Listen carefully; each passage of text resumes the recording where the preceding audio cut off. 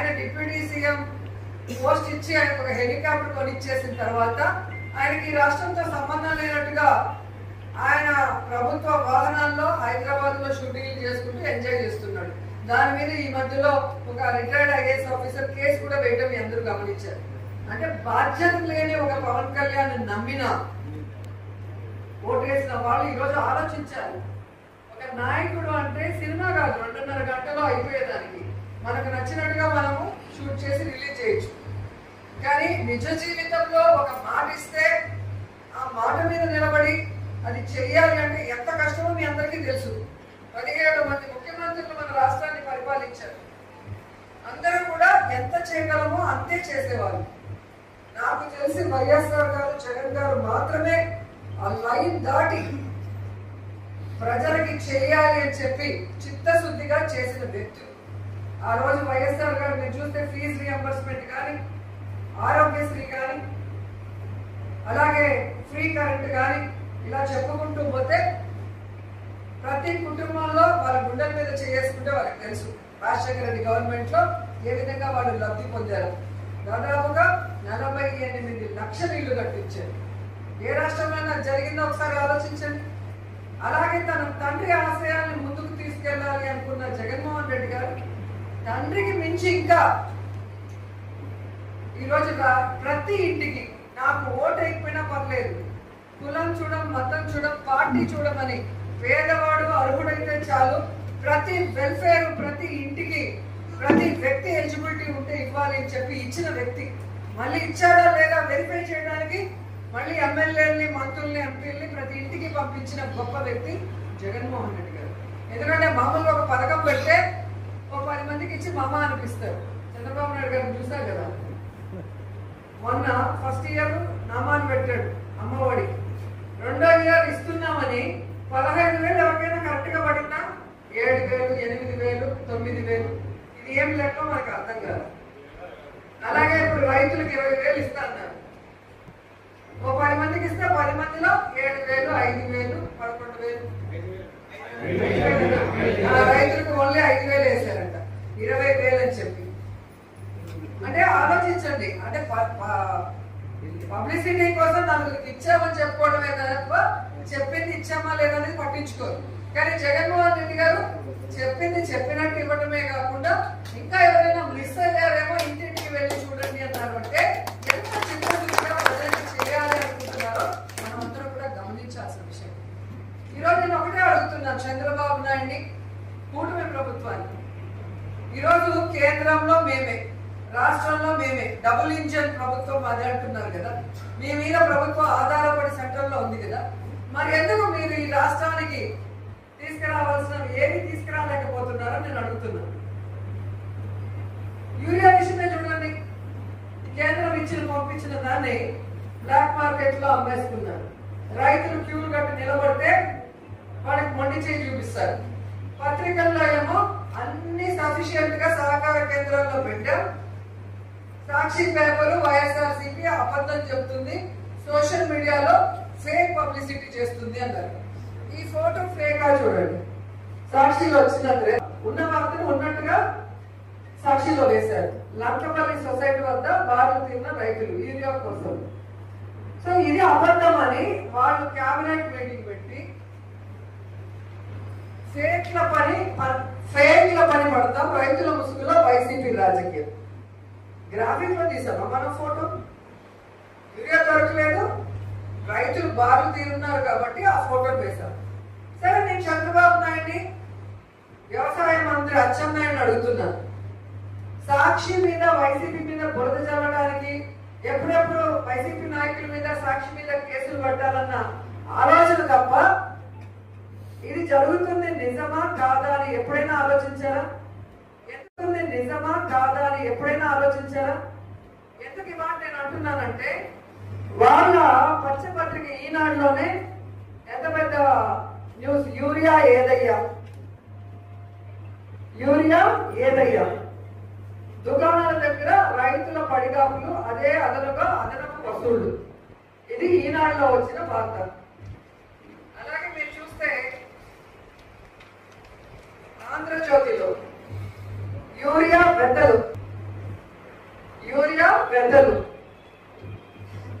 అరకొరగా ఎరువుల పంపిణీపై ఆగ్రహం. పిఎస్సిఎస్లు గ్రోమర్ సెంటర్లకు పోటెత్తిన రైతులు. అలాగే ఇంకా లోపల కూడా పెద్ద న్యూస్ వేశారు ఆంధ్రజ్యోతి వాళ్ళే.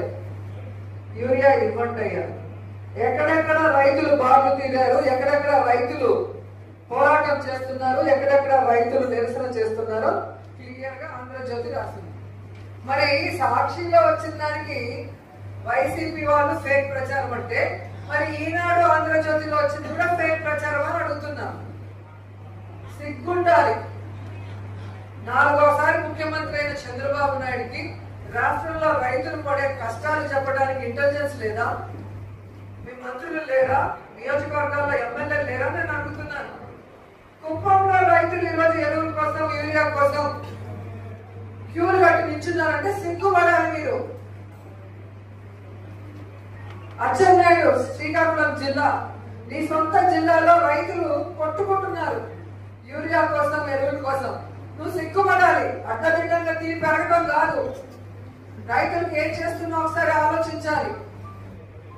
ప్రెస్ మీట్ పెట్టి చెప్తాడు సఫిషియెంట్ గా ఎరువులు, యూరియా ఉంది, ఊరికేనే వీళ్ళు మాట్లాడుతున్నారు అని. మరి ఈ మాట నువ్వు క్యూలో నిల్చున్న రైతుల దగ్గరికి వచ్చి చెప్పగలవా? సఫిషియెంట్ గా ఉన్న యూరియా, ఎరువులు మీరు కామెడీకి నిల్చున్నారు, మీకు తిరిగి అక్కడ నిల్చున్నారు అని రైతుల దగ్గరికి వెళ్ళి చెప్పగలరా? ఎక్కడెక్కడ సహకార సంఘాల దగ్గర రైతులు నిల్చున్నారు అక్కడికి వెళ్ళి చెప్పగలరా అని అడుగుతున్నా. ఈరోజు ఇంతమంది ఎంపీలు ఉన్నారు. సెంట్రల్ గవర్నమెంట్ లో మీ అన్న కొడుకు మినిస్టర్ గా ఉన్నాడు, సెంట్రల్ మినిస్టర్ గా రామ్మోహన్ నాయుడు. మాట్లాడి తెచ్చుకోలేరా? కేంద్రం నుంచి మీ మీద ఆధారపడి బతుకుతుంది కదా ప్రభుత్వం, చెప్పుకుంటున్నారు కదా, ఎందుకు వారు తీసుకురావట్లేదు? ఈ రోజు వరకు వైఎస్ఆర్సీపీ వాళ్ళు పోరాటం చేసేంత వరకు విజిలెన్స్ వాళ్ళు కూడా ఎందుకు ఈ కొరత వచ్చింది అనేది చూడట్లా. కేంద్రం ఏమో ఇచ్చింది లక్షల టన్నులు, అవన్నీ బ్లాక్ మార్కెట్ పంపించి దోచేసుకున్నారు. ఈ రోజు ప్రైవేట్ వాళ్ళు రైతుల్ని దోచుకుంటుంటే కనీసం ప్రభుత్వం దాన్ని ఫుల్ స్టాప్ కూడా పెట్టకుండా రైతుల్ని ఇంకా నాశనం చేస్తూ మళ్ళీ ప్రెస్ మీట్లు పెట్టి మన మీద దుమ్మెత్తుకోవడం ఎంతవరకు కరెక్ట్?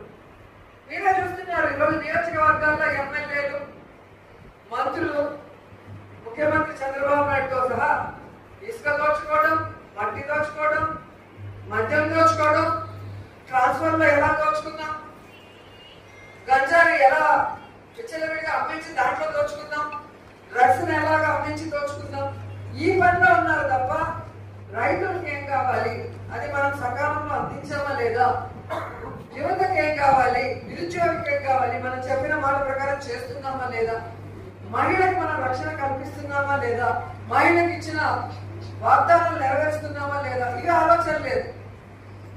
వీళ్ళు దోచుకుంటూ ఉంటారు, మనం సైలెంట్ గా ఉండాలి. అది ఎవరైనా మాట్లాడితే అది రైతైనా వాళ్ళ మీద కేసులు పెట్టి లోపల పెడతాం. ఎస్పీ లాంటి వాళ్ళే పబ్లిక్ గా ప్రెస్ మీట్లు ఇస్తున్నారు. మన జగన్మోహన్ రెడ్డి గారు మామిడి రైతులకు సపోర్టింగ్ వచ్చినప్పుడు ఎవరైనా రైతులు రోడ్డు ఎక్కి జగన్మోహన్ రెడ్డి గారికి చెప్పితే మామిడి రైతుల సమస్య, వాళ్ళని రౌడీ షీట్లు తెరుస్తామంటారు. ఇది ఎక్కడైనా ఉందా? ఏ రాష్ట్రంలో అయినా ఇంత దౌర్భాగ్యమైన పరిస్థితి? సో మీ అందరూ కూడా 9వ తేదీ జరగబోయే ఈ రైతులకి సపోర్టివ్ గా మనం ఏదైతే చేయబోతున్నామో ర్యాలీ చేసి ఆర్టీఓలకి మన ప్రాంత సమస్యలు కూడా ఓవరాల్ స్టేట్ లో ఉన్న సమస్యలతో పాటు ఆ ప్రాంతాలకి సెపరేట్ గా రైతు సమస్యలు ఉంటాయి. సో అవన్నీ తెలుసుకోవడానికి ఈ రోజు మిమ్మల్ని అందరినీ కూడా పిలవడం జరిగింది. సో అవన్నీ కూడా మనం ఆర్డీఓ గారికి ఇచ్చి మన పోరాటం ముందుకు తీసుకెళ్ళాలి. ఎందుకంటే జగన్మోహన్ రెడ్డి గారు పోరాటం చేయకపోయింటే ఈరోజు పసుపు రైతులు కానీ, మిర్చి రైతులు కానీ ఎవరికి కూడా న్యాయం జరగట్లేదు కాదు. సో మన పార్టీ ఒకే అపోజిషన్ పార్టీ, మీరు అంతా దొంగ పార్టీలే. కొన్ని ఎదురుగా కలిసి పనిచేస్తున్నాయి, కొన్ని దొంగతనంగా కలిసి పనిచేస్తున్నాయి కూటమితో. సో ప్రజల కోసం నిలబడిన ప్రభుత్వం మనది.